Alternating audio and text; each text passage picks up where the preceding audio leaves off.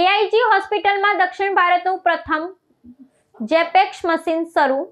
મગજની ગાંઠની સારવાર હવે વાડ કાપ વગર શક્ય. તેલંગાણાના હૈદરાબાદ સ્થિત એશિયન ઇન્સ્ટિટ્યૂટ ઓફ ગેસ્ટ્રોએન્ટેરોલોજી એઆઈજી હોસ્પિટલ ખાતે ગતરોજ રાજ્યના આરોગ્ય મંત્રી દ્વારા જેપએક્સ ગાયરોસ્કોપિક ન્યુરો રેડિયો સર્જરી પ્લેટફોર્મનું ઉદ્ઘાટન કરવામાં આવ્યું હતું. દક્ષિણ ભારતનું આ પ્રથમ અને દેશનું બીજા ક્રમનું એવું યંગ છે જે મગજની ગાંઠ, બ્રેઇન ટ્યુમર અને શસ્ત્રક્રિયા વગર દૂર કરવાની ક્ષમતા ધરાવે છે. આ પ્લેટફોર્મ ખાસ કરીને મગજની અંદર આવેલી અત્યંત નાની અને જટિલ ગાંઠો પર સચોટ રીતે કિરણોત્સર્ગ પ્રહાર કરી તેને નષ્ટ કરવા માટે તૈયાર કરવામાં આવ્યું છે, જેમાં દર્દીને હોસ્પિટલમાં દાખલ થવાની જરૂર રહેતી નથી.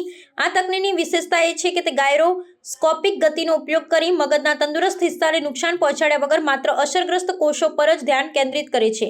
હોસ્પિટલના અધ્યક્ષના જણાવ્યા અનુસાર પરંપરાગત શસ્ત્રક્રિયામાં મગજની ખોપરી ખોલવી પડતી હોય છે અને લાંબા સમય સુધી આરામની જરૂર રહે છે, પરંતુ આ પદ્ધતિ સંપૂર્ણપણે પીડામુક્ત અને લોહી વગરની પ્રક્રિયા છે.